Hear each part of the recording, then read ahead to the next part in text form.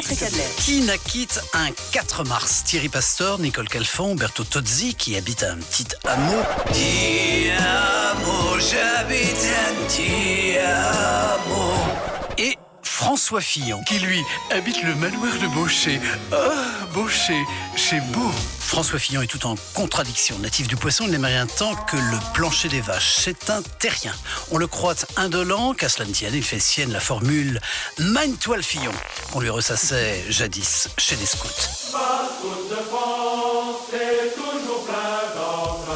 Mais ça, c'était avant. Depuis, il accélère le rythme, en tout. Il entre tôt en politique, se marie très tôt, fait des enfants très tôt, devient très tôt attaché parlementaire, député, sénateur, ministre et même Premier ministre. Mais au bout du compte, que veut gagner le Fillon? Le Graal absolu, la présidence, elle l'attend. Comme Pénélope, son épouse convertie, qui, elle aussi, attend son bel Ulysse en brûlant des cierges à l'abbaye de Solesmes, un emploi que la justice déclarera fictif, alors que la mèche fait foi. La foi, François n'en manque pas, car ce pilote confirmé, qui plus est natif du Mans, sait que rien ne peut freiner sa course. Alors, bonne chance François, et bon anniversaire. Pour les autres natifs du même jour, on verra ça l'année prochaine.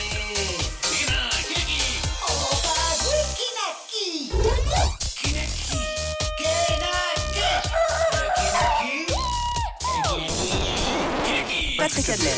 Qui naquit un 5 mars? Renan Luce, Mathieu Delormeau, Love Amour et MC Solar. Né au Sénégal, à Dakar.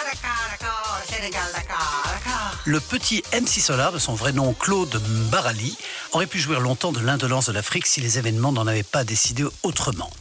En émigrant à 6 mois du Tchad au cri de « bouge de là ». Bouge de là. Bouge de là.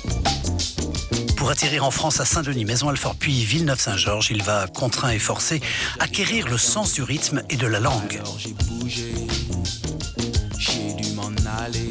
Ce métissage culturel, il va le transcrire dans ses textes, comme dans ses musiques, pour devenir dans les années 90 un des piliers du rap français.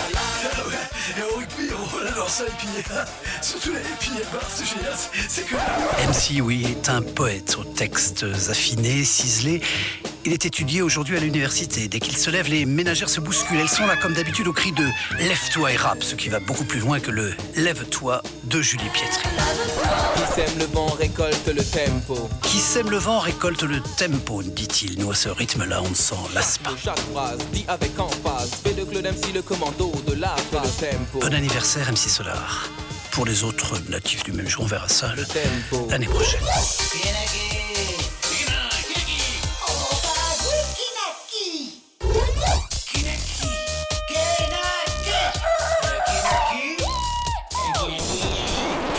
Patrick Adler. Qui naquit un 11 mars? Didier Drogba, Henri Guénaud et Arnaud Tsamer. C'est un enfant timide, voire taiseux, comme diraient les Québécois. Tellement tant taiseux qu'on se demande s'il a une langue tabernacaliste. Sauf pour sa mère, à qui il dit tout, d'où le surnom qu'on lui a donné dès l'enfance, Eh ben, et dis-toi de sa mère. qui deviendra sa mère tout court. L'enfant qui évolue dans le chic versaillais est taiseux mais droit. Il va d'ailleurs embrasser la carrière juridique, mais s'il veut plaider, il faut bien qu'il parle. Alors, il va s'encanailler à Trappes, où comme Babel, toutes les langues se délient, au point de faire de lui en un tournement le plus grand bavard de nos humoristes. Il joue, il jongle avec les mots avec une vitesse qui bluffe jusqu'à sa bien-aimée pilote automobile, la fille de Jacques Lafitte. La vitesse les a réunis. Quand un mousquetaire découvre sa Roxane, on ne peut qu'être solidaire. Un pour tous pour un. Bon anniversaire Arnaud. Pour les autres natifs du même jour, on verra ça l'année prochaine.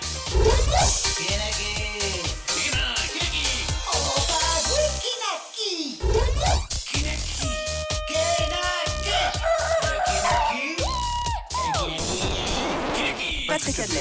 Qui naquit un 12 mars? Stromae, Pete Doherty, Liza Minnelli et Nelson Montfort. Nelson My Strength. Né d'un père américain, What did you tell me? You wanna fuck my life? Et d'une mère néerlandaise, je ne sais pas, batave, la hollandaise ne saurait être réduite à une sauce blanche. Nelson, nommé ainsi à cause d'une scoliose de la colonne détectée à la naissance, va baigner dans le multiculturel dès son enfance. sciences. Doué pour les langues, sauf curieusement pour le patin qu'il ne concédera à son épouse que le jour des noces, il va, après de brillantes études de droit et Sciences Po, partir en stage de finance pour San Francisco. Apparemment, l'expérience fut à ce point sportive dans cette communauté gay qu'il optera pour le journalisme sportif. Sa célèbre interview de Navratilova restera dans les annales, mais ne voyez pas là une relation de cause à effet. À l'instar de Feu Léon Zitrone, « Mon cher Guy Duc, je ne vous entends pas !» Nelson est polyglotte, commande tout, du golf au patinage artistique en passant par l'athlétisme et même Jeux sans frontières. Ah ben non, rien à voir, Nelson, non. Une certaine presse poubelle a évoqué une liaison avec Philippe Candeloro, mais Oh, écoutez, non. à défaut de patins, ce ne sont encore que des potins. Et pour le coup, les deux ont déclaré être de vrais potes dans la vie. Alors bon anniversaire, Nelson. Pour les autres natifs du même jour, on verra ça l'année prochaine.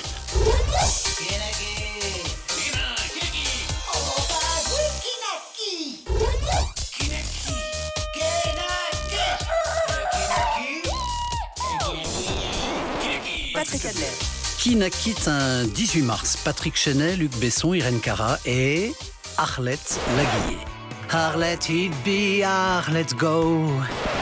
Arlette, c'est un prénom qui est devenu légendaire. Arlette, ça sent bon les lilas, sa ville de naissance où elle vécut dans un petit pavillon d'une pièce cuisine sans douche, qui la rinça à jamais du grand capital. Arlette, c'est tout un symbole. Arlette, c'est le rouge, la lutte ouvrière, le Crédit Lyonnais devenu depuis LCL.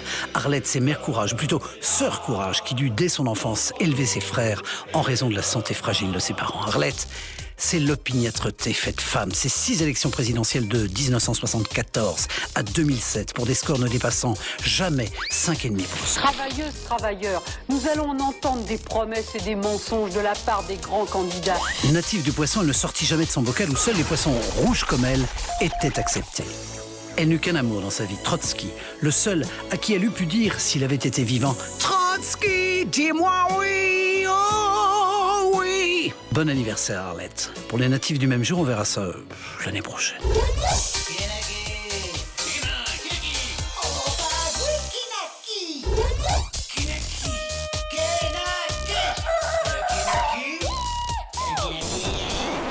Patrick Adler. Qui naquit un 19 mars? Bruce Willis, Glenn Close et Mallory Natoff. Il était une fois une petite fille belle, très belle, candide, très candide. En se regardant chaque matin dans son miroir, elle réfléchissait. Mais ça, c'était avant. Le miroir aussi réfléchissait. Normal pour un miroir. Elle lui disait toujours qu'elle était la plus belle. Alors cette beauté fut incarnée dans une boisson pétillante très prisée.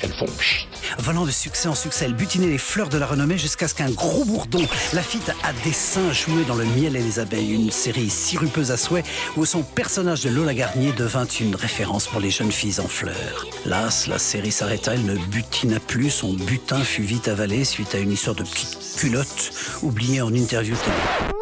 Quelques années après, elle tenta d'aller à la ferme des célébrités, ce qui l'a mis à nu une seconde fois. Après 2 divorces et 2 enfants placés, elle n'a paru plus que dans les faits divers en tant que SDF.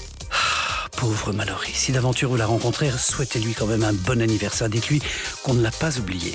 Bon anniversaire Mallory. Pour les autres natifs du même jour, on verra ça l'année prochaine.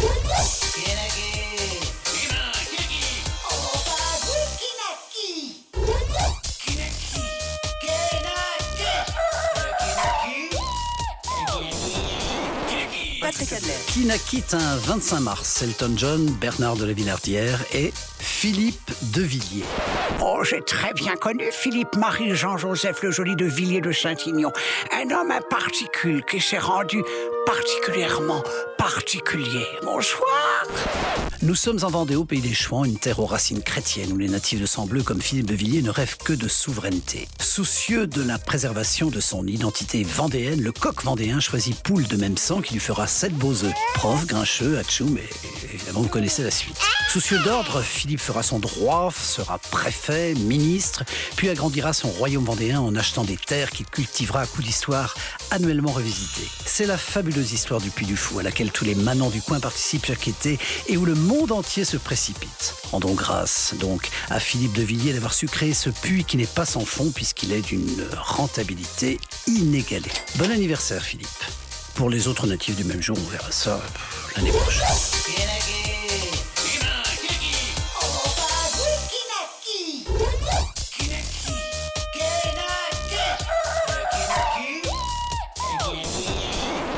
Patrick Adler. Kina quitte un 26 mars. Mahmoud Abbas, Diana Ross et Rock Voisine. Seule dans les tables au pied d'un veau, elle veut remplir son seau. Et oui, Rock Voisine est né au Canada, dans le New Brunswick, d'une ethnie Brian. Vous me direz, mais c'est où? Eh bien, c'est simple. Brian is in the kitchen. Il est jeune, il est beau, il est sportif de haut niveau, il est hockey, il est bat, il est in. En fait, il est surtout hockeyeur. La suite à une affreuse blessure musculaire, Rock met fin à son destin sportif et devient présentateur vedette de Top Jeunesse avant de faire l'acteur dans une série québécoise connue en Europe sous le titre Cogne et gagne. Et puis après, eh bien, il va se mettre à la gratte et composer Hélène et quelques autres succès planétaires qui le propulsent à la tête des charts, lui font faire Bercy, le Champ de Mars devant 75 000 spectateurs, le font même entrer au musée Grévin, consécration suprême. Aujourd'hui, avec Garou et Corneille, il reforme le Rat Pack et rencontre un franc succès. Plus pop que rock, plus voisine que rock, comme disait Carole Laure, cet Apollon aujourd'hui quinquagénaire n'a pas fini de nous étonner. Bon anniversaire, Rock Voisine. Pour les autres natifs du même jour, on verra ça l'année prochaine.